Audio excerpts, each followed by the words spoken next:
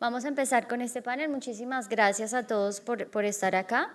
Yo, como decían ahorita, voy a tomar mi copia porque, pues ustedes se imaginarán, tenemos estos paneles que han estado subsiguiendo. Ah, miren, adivinamos bien. Uno detrás del otro. Este panel, como lo mencionaba nuestro presentador, tenemos Media Arts en Movimiento, expandiendo públicos y espacios. Nosotros tuvimos unas reuniones preparatorias con todos los invitados y invitades.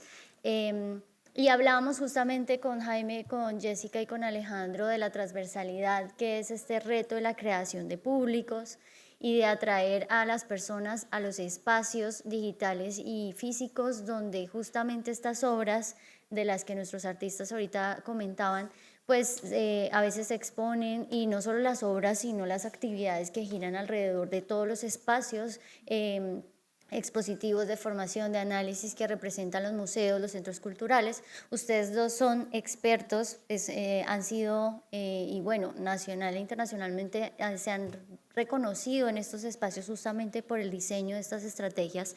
Y vemos un poco que en todos los paneles se mencionó justo ahora los artistas, se mencionó en el de académicos, se mencionó más temprano con nuestros invitados internacionales, este tema del público y de acercar a la gente. Entonces, pues casi que ustedes tienen muchas de las grandes respuestas que están circulando en las preocupaciones que todos mencionaban, entre otras cosas porque esas preguntas que transversalizan la parte de los espacios físicos y digitales necesitan la mediación de profesionales como ustedes y de profesionales que diseñan estas estrategias para que a su vez medien entre los públicos y las obras. Entonces, en nuestra primera pregunta justamente, y lo discutíamos, ¿cuáles son esas grandes brechas que alejan o acercan o que existen entre los públicos y obras como del arte, pero pues sobre todo en este caso en el campo de las media arts? ¿Qué es lo que hay en el medio que a veces pareciera que no permite que se acerquen o que incluso pueden ser oportunidades de acercamiento? Bueno, pues en principio, como en unos rasgos generales, hay obviamente una brecha económica muy importante. Si bien muchos de las media arts son creadas de manera digital, no todas las personas o no todo el público al que queremos acceder va a tener las mismas herramientas. Esto también ligado a una brecha educativa, una brecha donde las personas entiendan cómo funcionan estas herramientas a sí mismo. Creo que lo vivimos en la pandemia y fue y a nivel general, a nivel del laboral, a nivel educativo, a nivel de la salud, esa forma en que nos aproximábamos a lo digital y como muchas personas, sobre todo en el caso de Latinoamérica, quedaron relegadas y no pudieron acceder a ciertos derechos fundamentales como lo eran la salud, como era la educación, pues porque no contaban con las herramientas, no tenían los recursos o incluso no contaban con el conocimiento para manejarlas. Entonces, esto es una gran brecha y creo que es como la general. Pero bueno, por otro lado también está el valor artístico que también va conectado con el desconocimiento que tienen los públicos sobre qué es el media art. Esto también depende mucho de la forma en la que la divulgamos, pero también me parece a mí la forma en que la creamos. Entonces, nosotros, yo como artista, que pues en realidad nunca ejercí como artista, siempre me involucré con el tema de la mediación y la gestión cultural.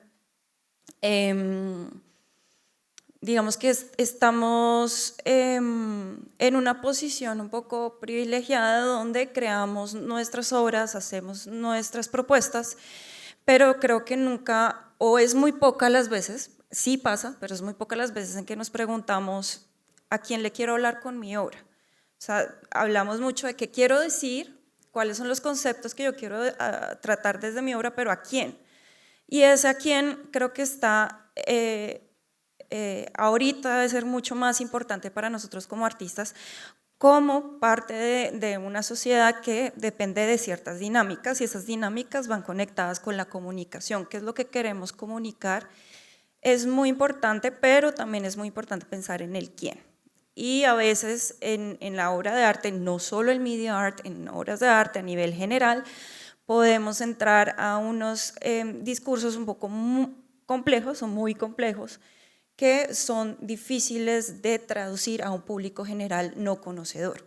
Y ahí creo que es donde está la potencia del media art, y es que el media art tiene esa mezcla de ciencia y arte, y la ciencia y el arte tienen esa facilidad de sorprender.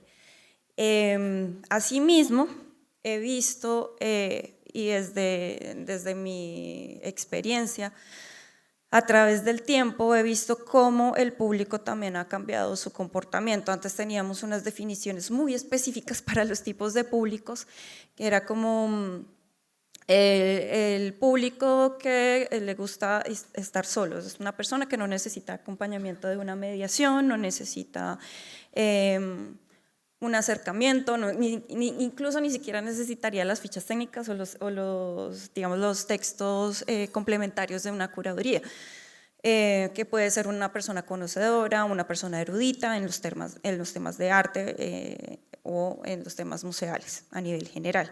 Otro puede ser el público que sí aprecia la mediación y quiere ser acompañado por la mediación, y otro tipo de público que solo va específicamente a lo que realmente le interesa. Hoy en día, y más con el público joven, nos estamos enfrentando a la dificultad del estar, esa dificultad de estoy presente acá y estoy disfrutando de esta experiencia. Esa es la facultad como de contemplación, un poco porque también las herramientas digitales han venido cambiando esta forma de comportarnos frente a lo que nosotros vivimos. O sea, las experiencias, ir a cine, que pues uno va a cine, sí, disfruta en una sala de cine, pero cuando tú te sientas frente a tu televisor ya tienes un montón de plataformas que te permiten cambiar rápidamente de las opciones que tú tienes.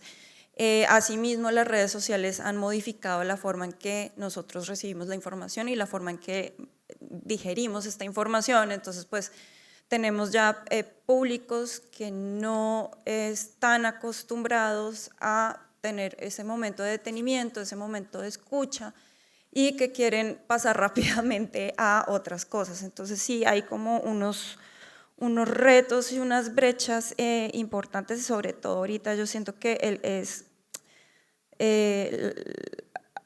ha habido una falta de conciencia frente a las herramientas digitales como una herramienta a favor del desarrollo, y hemos visto también cómo estas grandes plataformas digitales de internet, redes sociales, etcétera, han alterado el comportamiento de las personas, y digamos que eso es una nueva forma de, lo estudiábamos hace poco en la exposición que tenemos recientemente en el Mambo, cómo esto está cambiando la forma en que nos relacionamos con el mundo real. Y creo que si bien el media art va ligado a las herramientas digitales y todo eso, también requiere este momento, de estos tiempos de contemplación, estos tiempos de reflexión y de discusión y de diálogo, pero tenemos que generar en el público esta conciencia y también esa formación en el uso de las herramientas de una manera más consciente y más atada a la realidad, ¿no? Y un poco lo que decía Fabricio esta mañana, ¿no? Cómo usar la inteligencia artificial para volvernos más humanos, cómo abordarlo desde ese punto de vista. Muchas gracias por la invitación. Yo voy a hablar aquí, digamos, a partir sobre todo de 3 experiencias, de mi experiencia como curador aquí en el Museo de la Tertulia, que estuve entre 2014 y 2021, como director artístico del Salón Nacional de Artistas, que fue en Bogotá en el 2019, y en el proceso que llevo con el Festival de Cine también desde 2015, desde que estaba en la Tertulia, y ahora como director artístico. Antes de arrancar, una cuña para los que están acá. Tenemos una exposición, hay una exposición tremenda, digamos, para estas discusiones aquí en la Tertulia, que se llama Espesuras. Ahora de pronto puedo referirme a alguna de las obras, porque justamente ahí se puede ver cómo desde medios muy diferentes, desde el dibujo, la escultura, la talla, hasta como exhibiciones interactivas, se trabajan como unos temas concretos. Bien, entonces antes de arrancar yo quería volver a la pregunta que siempre tenemos y que no acabamos de organizar, que es qué entendemos por Media Arts, y la pregunta de qué palabra querríamos usar acá, porque sí, va a ser muy raro si alguien llega, como decía esta mañana, al aeropuerto y dice Cali, capital Media Arts, y llega alguien de Tunja y dice como, ¿no? ¿Qué es eso? ¿No? ¿Qué es Media Arts? ¿Por qué en inglés? ¿Por qué Cali es la capital de una cosa en inglés? ¿No? Entonces, lo primero sería cómo lo queremos nombrar, ¿no? Después, ¿qué queremos entender por Media Arts? ¿No? Y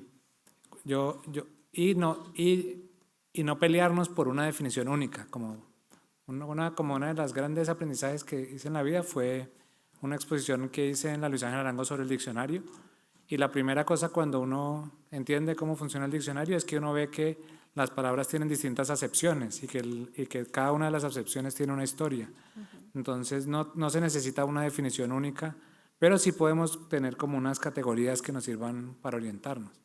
Entonces, por ejemplo, una muy importante cuando estamos en este contexto de las Media Arts es cómo se liga con esos dos nombres, digamos, que son, digamos, como centrales en la historia incluso del arte y eso, que son Linz y Karlsruhe, que son dos de las ciudades y que están marcadas por toda una tradición de lo que se llama Media Arts dentro de la práctica del arte, pero que es un arte, digamos, conceptual, muy sofisticado, muy ligado a investigaciones científicas y que además obedece a una tradición muy interesante para pensarla desde lo institucional, porque justamente nació luchando contra lo institucional. Los artistas que arrancaron a hacer lo que se llamó Media Arts eran artistas que no querían estar en el museo, que les parecía lo peor que el museo fuera el que los validara, y entonces empezaron a hacer cosas en televisión, en la radio, apenas salió internet, se metieron a internet, y todos tenían una visión muy crítica y muy basada en el conocimiento de los mecanismos. Entonces todo lo que hacían era como antipropagandas, hackeo, virus, ¿no? Como que muchos de los virus vienen de allí. Entonces como esa es una idea de Media Arts que, por ejemplo, y eso se volvió una cosa muy como académica y que se siguió, digamos, como irónicamente se terminó validando en un congreso que se llama ISEA, que es súper académico y donde, digamos, cuando yo fui a ISEA me sorprendí porque yo iba buscando como, ¿dónde está lo último en high tech? No sé qué. Y no, o sea, todo eran discusiones, la discusión más importante era sobre, sí, como el panel más importante era como sobre Chile y cómo en Chile se quiso utilizar la cibernética para el gobierno de Allende. Pero, digamos, ahí no había nada de la tecnología, sino toda una discusión política sobre Allende y la cibernética de los años 70. Entonces, sí, como que Media Arts para cierta gente es eso, ¿no? Es una cosa como muy ligada a una cosa académica, a un interés como por lo científico, que puede no tener nada descrestador, ¿no? Entonces, eso es como un Media Arts, como en la tradición del arte, muy ligado a estas ciudades de acá, digamos, originarias de esta red. Después está Media Arts pensando en como todo el uso de la última tecnología, estar al día, todas las cómo ir integrando como las diferentes tecnologías, video, software, y que en términos de software tuvo un lugar muy importante que irónicamente cada vez se ha perdido más, el de como pues muy ligado un poquito también a la otra tradición, tener algo de control sobre las herramientas y tener un conocimiento mínimo de programación, ¿no? Como digamos, había que saber de programación para tener un mínimo control sobre todas estas cosas que siempre esconden de alguna manera la programación. Y ese sería como un segundo nivel, que también tendríamos que discutir cómo eso como atraviesa muchas de las cosas que... Y al último nivel sería como esto, ¿no? Como que Media Arts es lo que todo el mundo hace hoy. Como hagamos lo que hagamos, somos Media Arts porque estamos mediados por esto, ¿no? Como no sabemos si es más importante que nosotros estemos aquí o lo que aquí la gente está transmitiendo en el Instagram de lo que está pasando aquí, Muchas veces es más importante hacerse una selfie de que uno estuvo en un sitio. En el museo, por ejemplo, es más importante lo que sale en el Instagram que lo que está en las salas. Y en las salas, por ejemplo, uno puede ser súper, ¿cómo se dice?, polémico, político, ¿sí? Puede decir un montón de cosas, pero en el Instagram del museo no, porque ahí ya sí la gente se va a enterar y ahí sí va a ser realmente complejo. Entonces hay como una gran como tensión en que hagamos lo que hagamos, gracias a estos aparatos estamos haciendo media arts, pero también gracias a estos aparatos hay una gente que nunca pudo, digamos, como comunicarle a mucha gente lo que hacía y hoy lo puede hacer. Digamos que, por ejemplo, yo diría como, hoy deben estar invitadas aquí las Cachis, que yo no sé si ustedes sepan quiénes son, que es como un colectivo de chicas de un barrio del oriente de Cali, que tienen un Instagram increíble y cada día están trabajando sobre alguna de las problemáticas del barrio, pero metiéndole toda la candela y los chistes y también el sexismo y todo lo que está ahí, pero con una gracia y una cosa que uno dice, como unas chicas de 16 años ya tienen, no sé, 40.000 seguidores,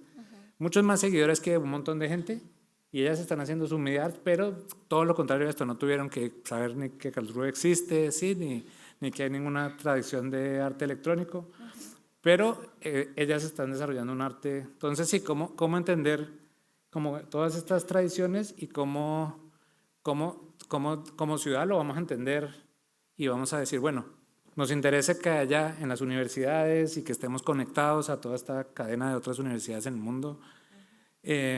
Estamos interesados en entender estas como lógicas de la creación con tecnologías, pero también estamos interesados en ver cómo estos aparatos nos han cambiado el mundo y pase lo que pase, pues estos aparatos van a mediar todo lo que hacemos.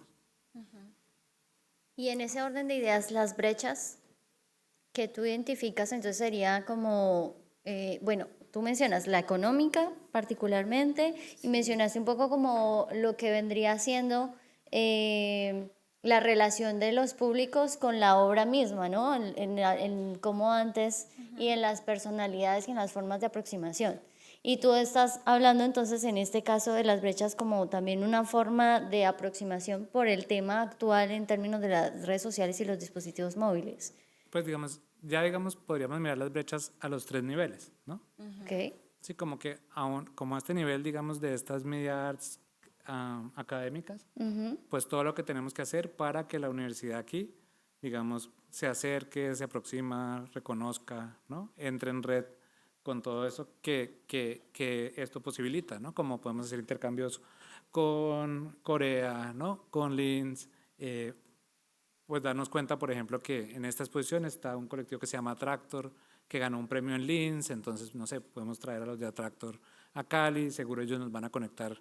Si ellos estuvieron también allá, fue porque vino un curador de Nueva York, que estuvo trabajando con una galería de Bogotá. ¿Cómo entender esas redes para, digamos, como acercarnos a todo eso? En términos de educación, pienso que sobre todo es como lo que debemos pensar, como, por ejemplo, en el segundo nivel.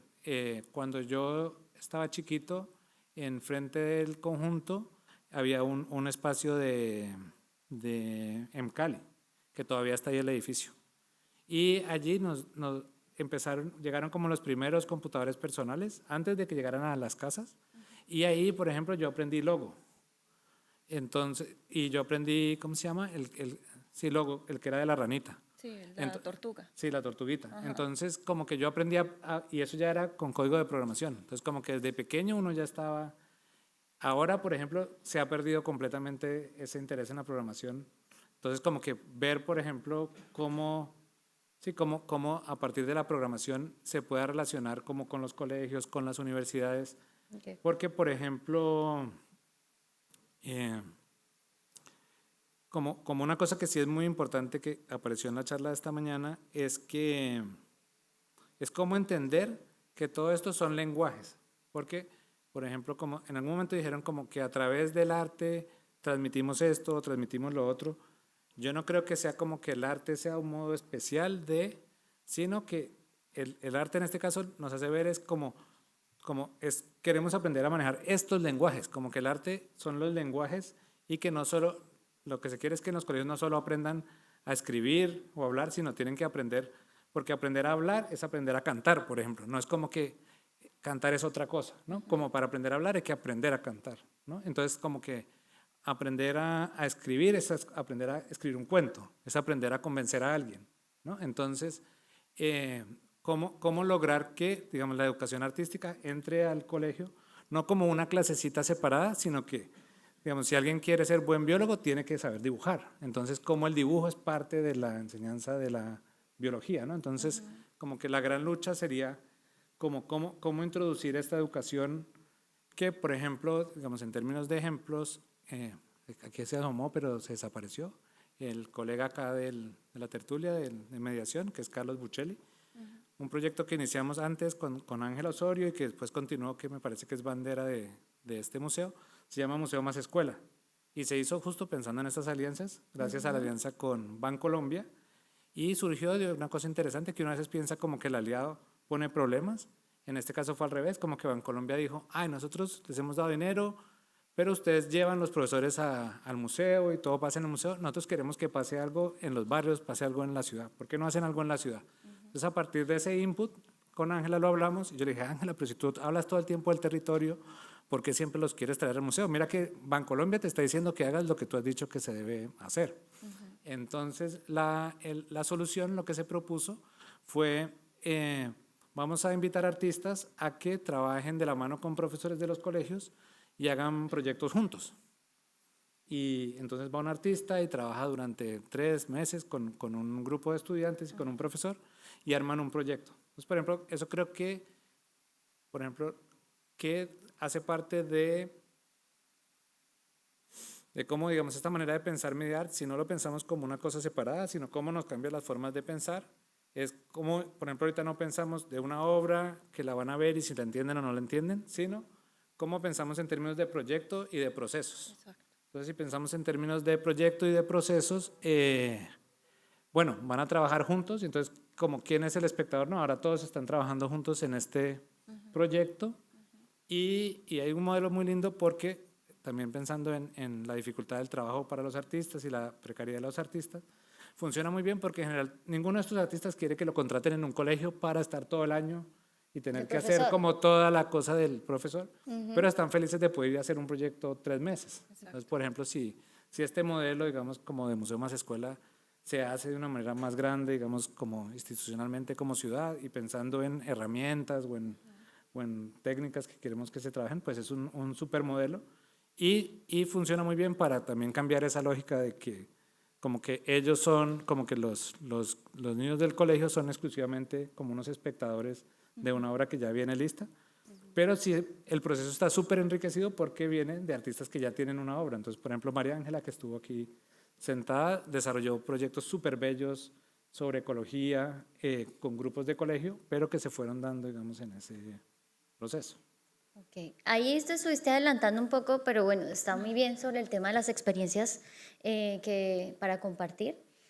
Y ya dando unas pinceladas sobre lo que queríamos hablar sobre las nuevas formas de relacionamiento entre los espacios físicos y los espacios digitales. Un poco también se habló de la transformación a partir de la pandemia, que de todas maneras fue como un hito que aceleró muchas de estas aproximaciones, pero que ya venían ocurriendo. Los museos digitales no son relativamente nuevos, vienen de procesos de hecho bastante antiguos, que no sé hasta qué punto, por ejemplo, en Latinoamérica se han masificado, pero que cada vez han cobrado más fuerza en otros espacios, y que los mismos museos también están pensando las formas de repensarse, no solo los museos, sino los centros culturales y espacios de exposición que ustedes conocen bastante bien. Entonces, hablando de esto de lo digital, de los espacios físicos, de los espacios análogos, de los espacios de formación, de lo formal y no formal, ¿cómo ven ustedes esos y cómo se han tenido que enfrentar o cuál es el estadio actual de esos espacios? ¿Se han transformado, no se han transformado? ¿Hay transversalización? ¿Qué hay allí? ¿Todo se va a volver digital? ¿Nos vamos a lanzar todos al metaverso? ¿Qué va a pasar? O sea, ustedes que están diseñando estos espacios, ¿qué piensan a partir de lo que viene o lo que está ocurriendo o ha venido ocurriendo? No, yo pienso que estamos en una era, en una época donde estamos volviendo un poco al origen, ¿no? Y es pasando por esta teoría del antropoceno y también por teorías de de posdesarrollo nos estamos cuestionando mucho más sobre la forma en que nos relacionamos unos con otros, y la palabra colectividad y comunidad está siendo muy fuerte en los temas de fortalecimiento y de transformación social.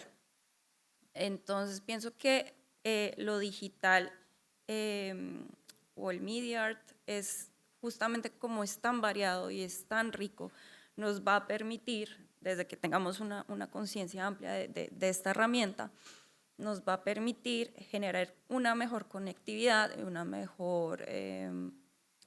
o mejores espacios para crear esta colectividad. Y siento que de eso depende que podamos llegar a más públicos, y es desde el fortalecimiento y un poco la apropiación de las herramientas por parte de los públicos. No solo podemos quedarnos en que se exhibe la obra, la contemplan y chao, ¿no? Es como un poco más, sí generar los espacios de reflexión y diálogo desde la obra, pero también es cómo permitimos que el público se apropie de estas obras o de estas herramientas para generar ese conocimiento y ese acercamiento al arte. Entonces, pues de ahí empiezan a surgir también proyectos, como lo mencionó Alejandro, proyectos donde se trabaja ya con las comunidades, se hace una formación, unas capacitaciones, y de esta manera ellos se apropian de estas herramientas a su favor. Entonces de ahí podríamos entrar a dar como ejemplos muy concretos de cómo estas herramientas de formación de públicos o estos proyectos o estos procesos van a generar una apropiación de las herramientas y un conocimiento y un acercamiento mucho mejor que el que esperamos simplemente por una dinámica convencional y conservadora del público que contempla la obra, quizás hace algunas conclusiones y ya está, ¿no? Entonces hay que tener en cuenta que es importante involucrar al público, y digamos que por eso también han funcionado mucho el tema de las obras inmersivas, pero más allá de la obra inmersiva toca ver también cómo es ese comportamiento, ¿no? Porque, por ejemplo, nos pasó en el Mambo, al principio del siglo tuvimos una exposición de Carlos Cruz Díez, y esta exposición tenía un espacio cromo interferente, que era un espacio inmersivo, que son estos espacios que ahorita pues están muy en moda, muy en tendencia, donde viaja la obra de Van Gogh, pero todo es proyectado, ¿no? A nivel del 360 de todo el espacio, y pues tuvimos un montón de público que simplemente pagaba la boleta por entrar al espacio interferente y tomarse la foto para subirla a TikTok, o para recomendar el espacio porque era un espacio inmersivo y pues es muy divertido porque sí, o sea, entonces, y ahora nos estamos enfrentando ahora, ¿no? Pasó el boom, es un tema de tendencias, se fue la tendencia y el museo obviamente bajó sus niveles de público. Entonces ahora nos estamos encontrando, bueno, ¿cómo los acercamos? ¿Qué queremos? Que haya un tú a tú con el artista, ¿no? Traigámoslos, que venga la gente al museo, que ellos puedan crear, que ellos se apropien de sus historias, se apropian de lo que saben, de su identidad, de su entorno, y que de alguna manera a través de los artistas ellos puedan tener esas herramientas para ellos mismos crear y hacer ese acercamiento al arte. Entonces creo que dentro de esos procesos de apropiación es donde encontramos nuestros públicos. Muchas gracias. Pues yo creo que, digamos, aunque todo esto venía como una avalancha, sí es muy fuerte como la pandemia pues marcó un momento, como un corte tan fuerte que nos obligó pues a pensar como el lugar en el que estábamos. Y sí cuestiona mucho como la figura del museo, y quién sino el museo cumple esos roles que se pueden cumplir en todo lo virtual, porque en ese momento como que nos fuimos al mundo virtual a cumplir todos los roles del museo. Y por ejemplo acá en el museo se hizo como una feria de arte web donde se vendieron, digamos, buscando recursos para el museo y para los artistas, pero fue impresionante el éxito, como que uno dice como, o sea, en Cali nadie ha logrado organizarse para hacer una feria de arte física, pues, y ahí se armó una web y se vendieron casi todas las obras. hicimos una convocatoria con el apoyo de otro socio que era Celsia, de proyectos arte web, y llegaron unos proyectos increíbles. Dos como muy especiales. Uno que fue un sindicato virtual de mods, que fue a partir de reconocer que en todos los grandes videojuegos los hackers arman como una versión del videojuego con toque local, ¿no? Entonces, para GTA hay una versión como colombiana, con bucetas, con letreros de marcas colombianas. Entonces ahí se armó como el artista que es Gincam, se armó un proyecto con la gente que hace esos mods en Medellín, y entonces entre todos actuaron y armaron como una obra de teatro que terminaba en una manifestación, que fue muy fuerte porque fue justo antecitos de que salieran todas las manifestaciones de la pandemia. Se hizo también un proyecto que era muy interesante, pero que no acabó de funcionar muy bien, que se llamaba Manual de Instrucciones, que era justamente pensando en el espacio físico del otro lado, ¿no? Entonces eran como artistas que proponían obras de arte para que la gente hiciera en su casa, pero que implicaban cosas físicas, ¿no? Como trabajar con papeles, quemar algo, trabajar con la tierra.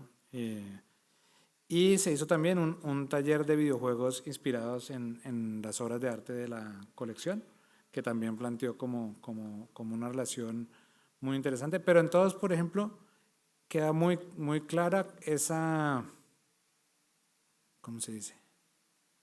Como ese suelo no es nuestro, que es lo mismo que siento como con las redes sociales, como que se modifica GTA porque nosotros no tenemos videojuegos que hayan como colonizado las mentes de las personas, ¿no? No hay, todo lo que hacemos en redes sociales, yo digo, estamos trabajando de tiempo completo para Instagram. O sea, ahorita que estaba trabajando en el Festival de Cine, yo decía, uff, qué locura. O sea, nunca había un monopolio de los medios como el de ahora, ¿no? Entonces, sí, como que todas estas acciones de alguna manera eran súper interesantes, eran como operaciones muy bellas de hackeo, de creación, pero que todas eran muy reveladoras de cómo todo esto nos está metiendo en una máquina que tiene unos únicos dueños, cada vez más únicos, ¿no? Entonces, sí, como que, pero al mismo tiempo, como decía lo de las cachis, nunca como ahora una gente en un barrio pudo tener como un producto súper taquillero sin necesidad de dinero ni de, sí, ni enchufes con los grandes medios. Entonces como que hay como toda esa contradicción, pero que con la pandemia se hizo tan patente, y que siento que hay como dos cosas para pensar como muy seriamente, que eran, como decía esta mañana, como la economía, como qué economía está detrás de todo esto, y para quién vamos a terminar trabajando con todo esto, si lo que queremos si seremos capaces de hacer nuestros propios videojuegos, o lo que vamos a montar acá son como unas maquilas para GTA, ¿no? O maquilas para Meta, ¿sí? Como hacia dónde apuntamos con todo, y qué va a ser de nuestro tiempo, porque una cosa que me ha impresionado mucho es, por ejemplo, después de la pandemia todas las reuniones son por Meet, pero yo, por ejemplo, ahorita que estuve trabajando para el festival, o sea, era una angustia tremenda, porque como el Meet no te da, digamos, como en las reuniones no te dan un segundo, tú estás trabajando en Meet todas las horas útiles sin un segundo ni para hacerte un café, ¿no? Como antes por lo menos pues decía como, no, es que el trancón no llegué, no, ahora si tú llegas 3 minutos tarde a una reunión y inmediatamente queda programada tu tiempo en el Google Calendar, ya tu tiempo está secuestrado. Entonces sí está como toda esa pregunta de quién va a administrar el tiempo y cómo estamos administrando el tiempo, y qué quiere decir eso de como que entramos todos a estas media arts. Sí, ahí quería mencionar lo de las cachis que tú dices, y pues que ha pasado también con muchos otros influencers o tiktokers, y es la identificación. ¿Cómo me identifico yo con esa persona? Y me imagino que el éxito de las cachis, no las conozco, es porque la gente se identifica con esas situaciones que ellas conocen, y pues digamos que hay muchas cachis en Colombia, ¿no? Alrededor de Colombia hay muchas cachis, quizás en Latinoamérica, y ese sentido de identificarse con el contenido es lo que acerca al público a la obra o al material que se esté mostrando, y siento que Mm, En el momento, y lo que dije anteriormente, en el momento que nosotros pensemos a quién le estamos hablando, vamos a ampliar mucho más ese lenguaje, ¿no? Ampliamos nuestro lenguaje, lo simplificamos y empezamos a llegar a más públicos, obviamente con el apoyo de las instituciones, los museos, la academia, em, las escuelas de mediación en el caso de las instituciones museales, pero siento que como artistas tenemos que pensarnos mucho nuestro lenguaje y pensar en el otro, ¿no? Y pensar que ese otro es lo que nos genera esa colectividad, y la colectividad es donde encontramos esa identidad y llegamos a muchas más personas de las que nosotros podríamos pensar. A mí me causa curiosidad es esto que mencionas varias veces sobre lo de pensarse a quién le hablamos y haces como un llamado a los artistas Sí. como en su quehacer como de arte.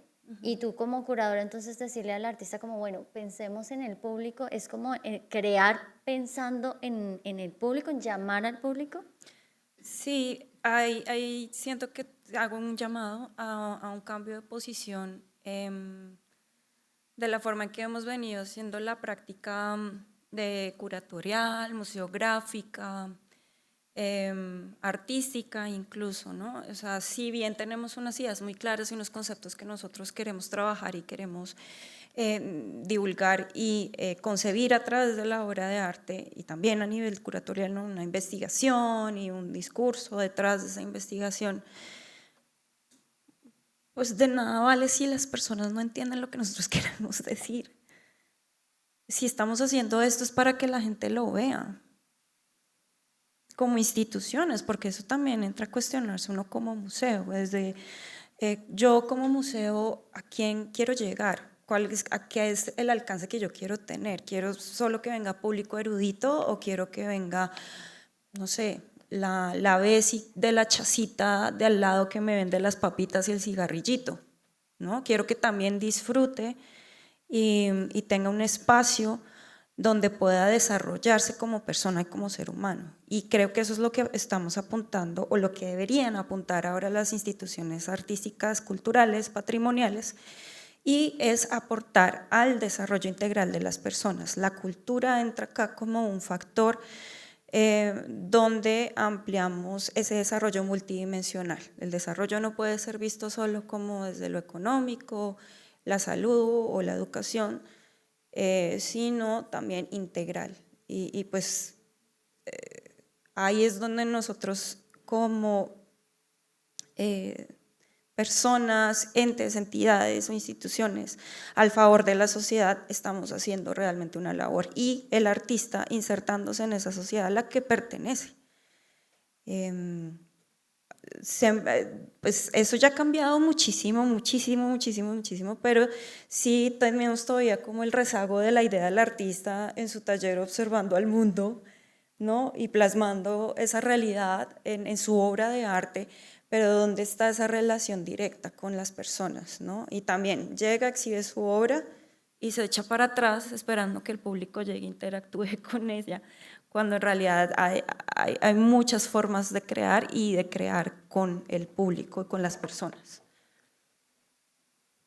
Bueno, yo me sospecho que esto va para un debate bien interesante, porque conozco varios artistas que pues todavía se cuestionan sobre esa libertad del artista, ¿no? De no estar pensando o no requerir, o incluso, de hecho, tener como bandera justamente lo opuesto, no preguntarse por el deber ser. Pero pues me parece muy interesante ponerlo sobre la mesa también, porque ahorita nos espera un networking donde seguramente vamos a tener oportunidad de profundizar en esas ideas.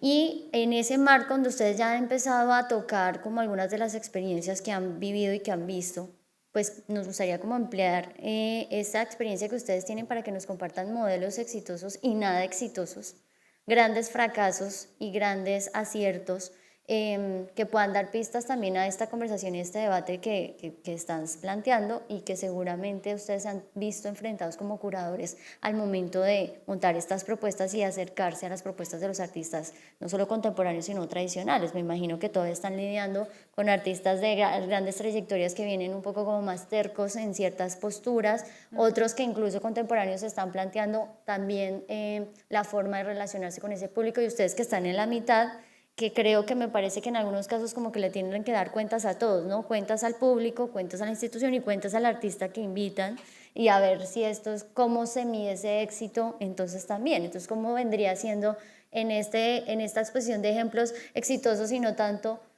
qué los hizo exitosos? Que mucha gente viera la obra, que viniera mucha gente, que el artista pudiera incluso o sea, compartirnos en esas experiencias pensando justamente en estos paradigmas que estamos poniendo sobre la mesa. Sí, dale. Pues yo quisiera hablar de dos casos muy recientes, de dos proyectos que hicimos en el Festival de Cine. Uno fue un performance que tuvo lugar en el Instituto de Bellas Artes, en la sala Antonio María Valencia, que se llamaba la Sala Beethoven. Y fue que es un proyecto de David Paredes, que es un cantante y realizador de cine de Buenaventura. Entonces él concibió un disco como de música social en Buenaventura, y para hacer ese disco invitó a un grupo de gospel y a un grupo de cantadoras tradicionales de alabados de Buenaventura y a todo un parche de cantantes de hip hop a hacer un disco, pero para hacer el disco no sé si era la casa de él o de quién, alguien les prestó un apartamento, entonces montaron en un apartamento el estudio y ahí trabajaron juntos, pero como él también es cineasta, entonces hizo un documental como un making of del disco que estaban haciendo. Y al festival él nos mandó como ese documental a ver si lo presentábamos. Y yo cuando vi el documental le dije como, oye David, pero no tienen las canciones. Como que uno ve el documental y quiere oír las canciones. Y él me dijo, no, es que el proyecto que yo quiero llevar es el documental y las canciones en vivo. Entonces en el festival tuvimos un concierto como con 20 músicos en vivo, donde podíamos ver las canciones con todo ese proceso de creación de ese disco. Entonces como estaba el making of, y ellos trabajaron con un productor que ha sido muy cercano a todos los procesos. Entonces, por ejemplo, ese me pareció como un caso increíble. Alguno podía verle como las costuras porque ellos todavía, digamos, no habían mega diseñado todo el evento, entonces se podía ver como una suerte de ensayo. La sala es para 600 personas y debía haber como 200, entonces uno decía, uy, pero este evento tan increíble y no se llenó. Pero pues como todo fue como sobre la marcha, un proyecto que se pensó, se armó y todo para el festival, pues no logramos, digamos, yo le decía, David, pero si quieres que se llene tienes que mandarme un tráiler, pero él pues estaba acabando de armar todo el performance, nunca me acabó de mandar el tráiler, entonces pues tuvimos mucho, pero fue como un suceso, como un acontecimiento increíble. Además yo espero que eso se presente otras veces en Cali, que vaya a Bogotá, y tiene como un punto muy bello de éxito para mí, y es que es un resultado de muchas cosas que vienen pasando, de diálogos entre Cali y Buenaventura. Entonces nosotros ya hicimos otro proyecto que se llamó Carretera al Mar, que también creo que es muy interesante para estas lógicas del Media Arts, que es como proyectos que no están definidos por un tipo de arte, que siento que para las Media Arts es particularmente difícil, como vamos a hacer un evento de Media Arts, entonces tiene que ser de cuál de los tipos de Media Arts que yo dije. Se vuelve un lío, ¿no? Como un evento de TikTokers o un evento de gente que estudió toda en Europa y en Boston, ¿no? Y sabe como de qué sería un evento de Media Arts. En cambio, por ejemplo, Carretera al Mar era como muy claro, era un evento para pensar como las relaciones entre Cali y Buenaventura, la lógica colonial, las cuestiones extractivistas, el problema del desarrollo, y ya pues aparecerán muchos medios, ¿no? Pero ahí, por ejemplo, se crearon muchos vínculos. Trabajamos con un colectivo de Cali que se llama Noise Radio, que ha hecho de la radio, por ejemplo, un espacio como súper potente para el encuentro. Y tuvo que ver como con procesos como uno de Puerto Creativo en Buenaventura y otro proceso de Más Arte, Más Acción, que ha llevado la formación en radio, en realización de cine, a Buenaventura, a Nuquí, y resultado, digamos, de todos esos procesos, ha habido gente talentosísima de allá, como David, que terminó estudiando en Cuba. Entonces también como que estos procesos son como largos, y David, digamos, en Carretera al Mar estaba en el público de la Sala Beethoven, y él dijo, yo en algún momento quiero estar del otro lado, ¿no? Y entonces en este caso el éxito es eso, como un muchacho de Buenaventura que en un momento estaba estudiando cine y que vino y quería estar del otro lado, ahora ya montó un mega show con toda la gente de Buenaventura aquí en Cali. Entonces como que ese es como muestra chévere de que, digamos, como que aquí no está tan definido eso de quién es el público, quién es porque en todos estos procesos la gracia es esta idea como de la formación y de la formación de todos, porque mientras nosotros no teníamos ni idea de qué era Buenaventura, ¿no? Como antes de Carretera al Mar, yo no tenía ni idea, y ellos me han ido como, de alguna manera, como educando, y soy un poquito menos bruto, todavía soy brutísimo, pero ya estoy un poquito más como sensibilizado y entiendo gracias a lo que ellos nos han traído. Entonces también como que no es solo una educación de aquí para allá, sino justamente en estos procesos nosotros estamos aprendiendo de la gente y de los usos, digamos, de las técnicas, ¿no? Y si uno va y se asoma a Buenaventura, él me contaba, aquí todos los parches hacen un videoclip en un día y medio. ¿Sí? Entonces, porque no tenemos tiempo, porque tenemos que trabajar en otras cosas, pero entonces queremos hacer un videoclip y los videoclips están súper bien producidos en un día y medio. Entonces, pues ese es como un caso que me parece muy, muy bonito. Yo sí quisiera empezar por un caso no exitoso para ponerle luego la contrapartida positiva.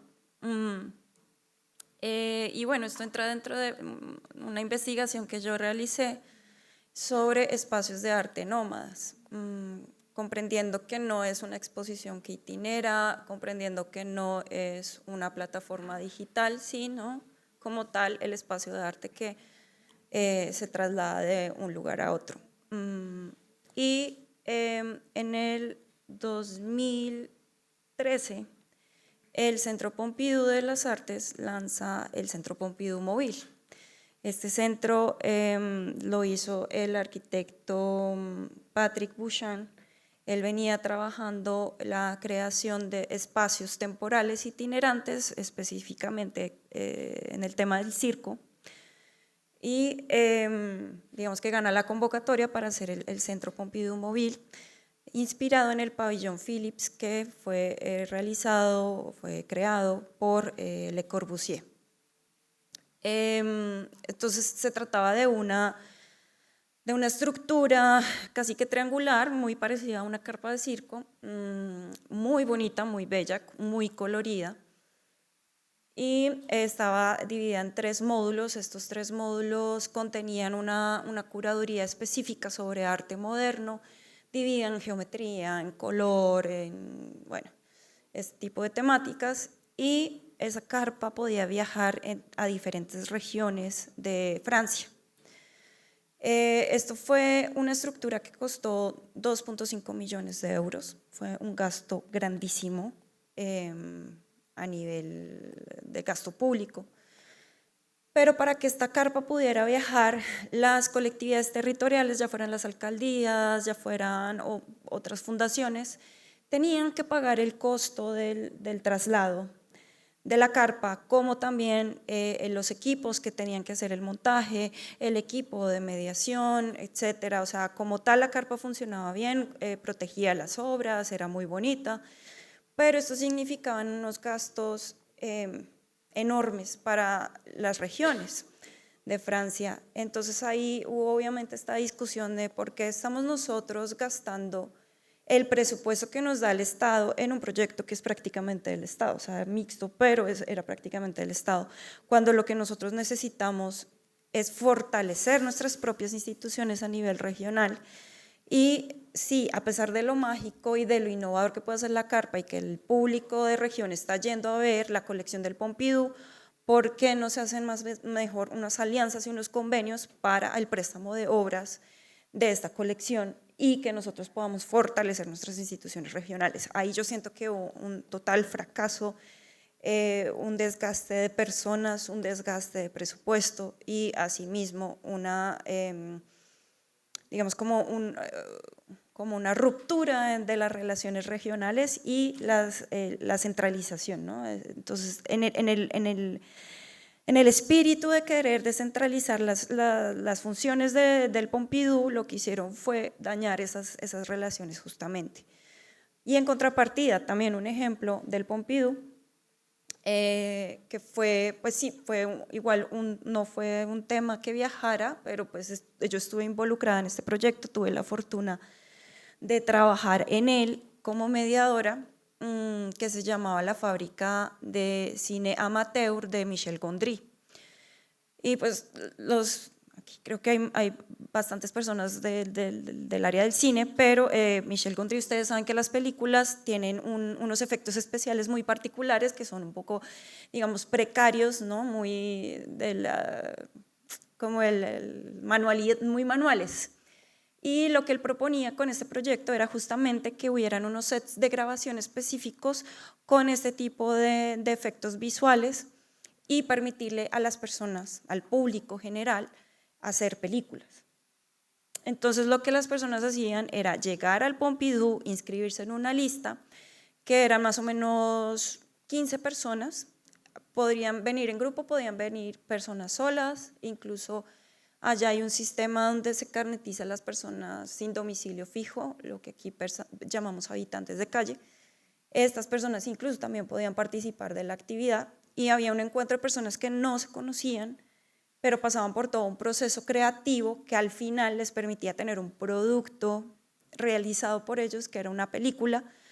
Incluso tenían que diseñar la carátula de su película para dejar una copia en una tienda de video, muy al estilo Gondry, y una copia que ellos tenían que compartirse, entonces tenían que intercambiar sus contactos y compartir esa otra copia, ¿no? La segunda copia, y las otras personas que iban y visitaban el museo o el Centro Pompidou podían alquilar las películas de las otros visitantes que hacían eso. Entonces, siento que eso les generó primero una experiencia divertida, una experiencia única de acercarse al cine, de saber cómo es que es ese proceso de creación cinematográfica y al final ver algo que ellos mismos crearon.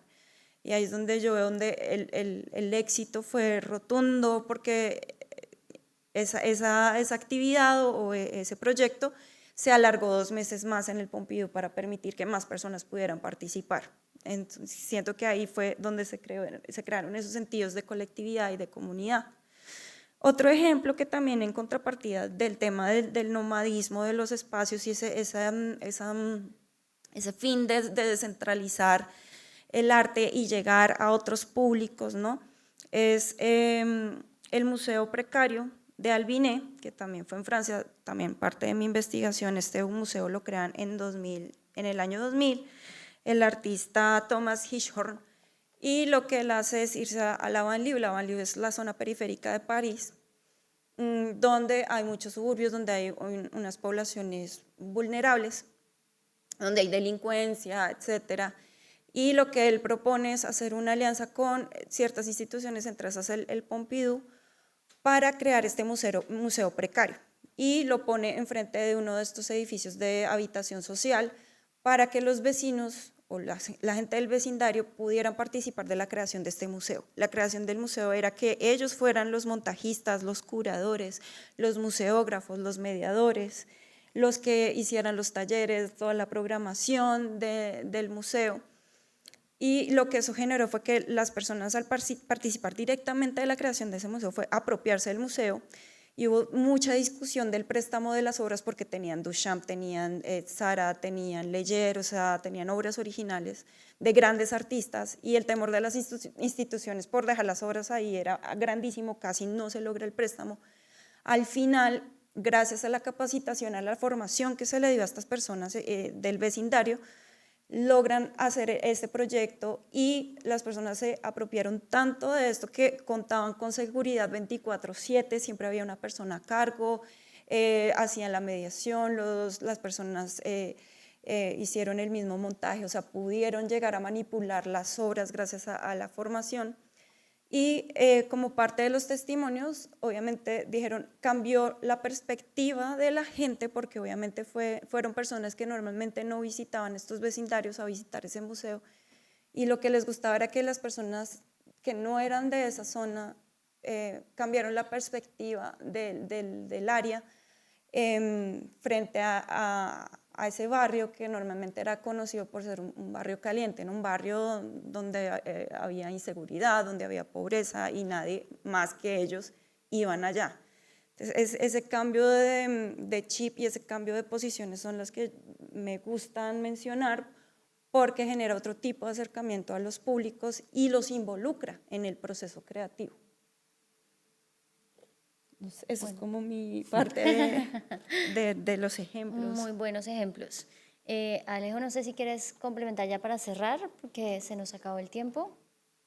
Pues, bueno, pues sería como por ahora una cuña, por si algunos de los que está aquí no conocen, nosotros tenemos nuestro propio museo precario que es absolutamente genial, que es el Museo Popular de Siloé, que David, que es el que lo ha gestionado, ha hecho como una obra increíble de vida, que además ha ido construyendo, así como las casas de los barrios populares que cada vez tienen más pisos, y él ha ido como coleccionando una cantidad de objetos de Siloé y de las historias que son increíbles. Y pensando en los éxitos, quería contar como muy rápido otro del festival, que fue un proyecto que hicimos con Ana María Millán, que ella tiene una metodología increíble que también realizó en el Museo de Arte Moderno de Bogotá, que ella trabaja con juegos de rol, y aquí trabajamos de la mano con la Secretaría de Educación. Entonces fue un grupo de profesores de Cali y hicieron un juego de rol y cada profesor creaba su personaje y cada uno lo dibuja muy bien. Y Ana María tiene una cosa muy especial y es que ella, pues a partir de eso, hace proyectos de animación. En este caso se hizo una animación para el domo, para inaugurar, digamos, el domo de Yagua. Y después ya ella también siempre tiene como algo teórico de fondo, entonces trabajó a partir de la lectura de Manuel Quintín Lame, que es un líder indígena colombiano que ha sido como de los más recordados y como con una teoría más elaborada y además muy literaria.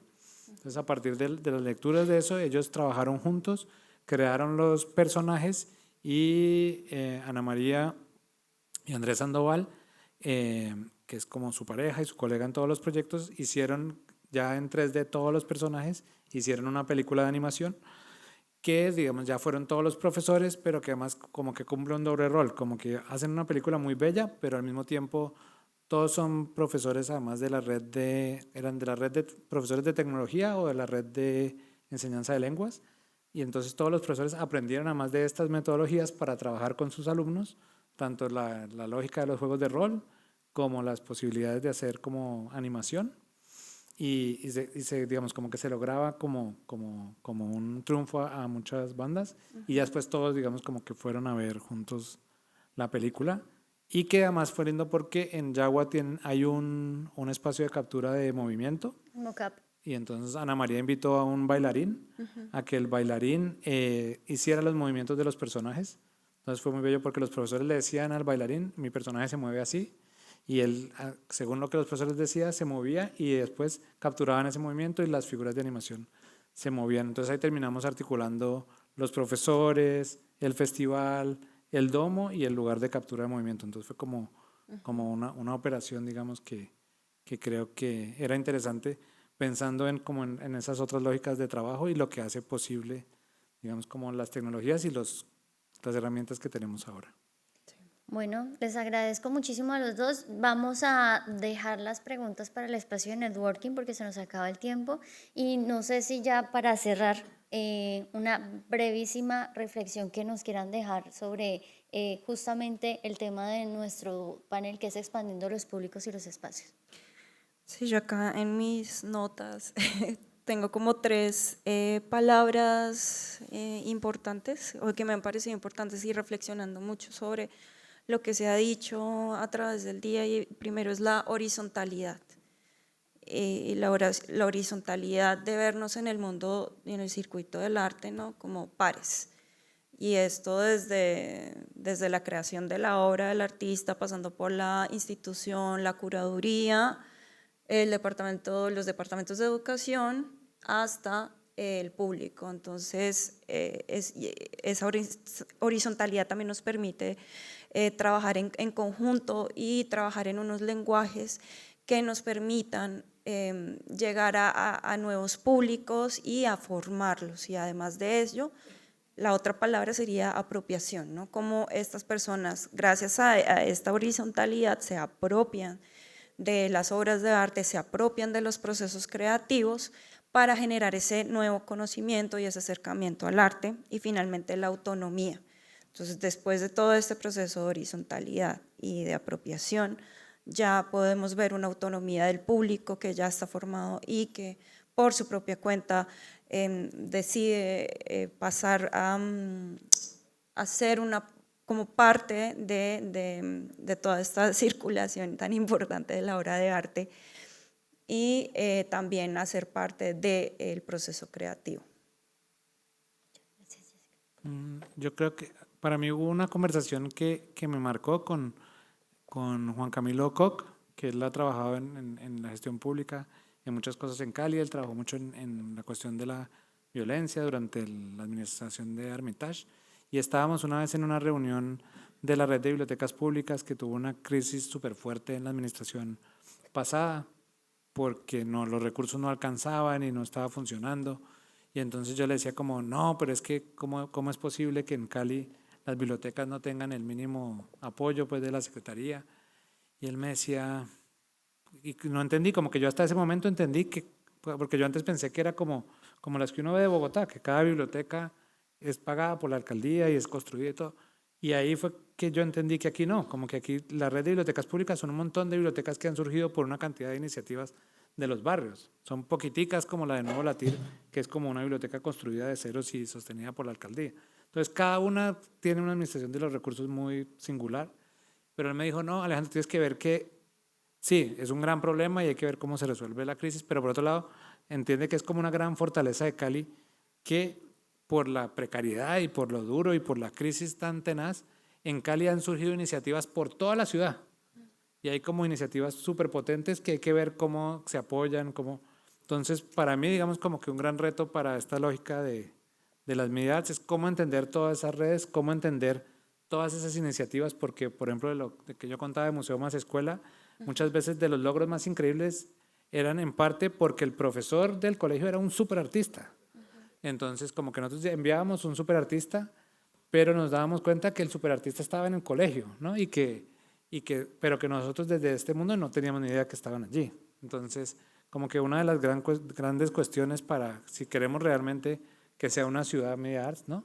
Es cómo entender esa ciudad y como, así como yo ahorita digo que están las cachis, pues así hay un montón de genios por toda la ciudad y un montón de organizaciones ya, grupos que están haciendo proyectos, colegios que están trabajando. Por ejemplo, en Siloé hay un colegio en inglés increíble, súper sorprendente, de una iniciativa de alguien del barrio que en vez de irse a vivir a Estados Unidos decidió quedarse en su barrio y montar un colegio de enseñanza bilingüe buenísimo. Entonces, como que siento que un gran reto es cómo entender como esa potencia que tiene Cali de todos esos microespacios para articularnos juntos y trabajar y aprender unos de otros. Yo creo que como que ese sería para mí como uno de los retos más importantes, gracias también pues a que, aunque yo tenga tantos problemas con este aparato, pues este aparato nos permite como conocer y reconocer tantas cosas que están pasando en la ciudad. Bueno, Jessica Rosas, coordinadora del área de educación Museo Moderno de Bogotá, muchas gracias por venir hasta Muchas acá a hablar gracias. con nosotros.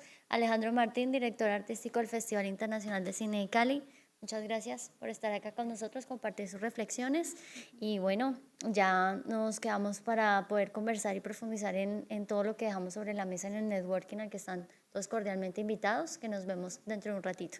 Vale, Muchas mil gracias. gracias.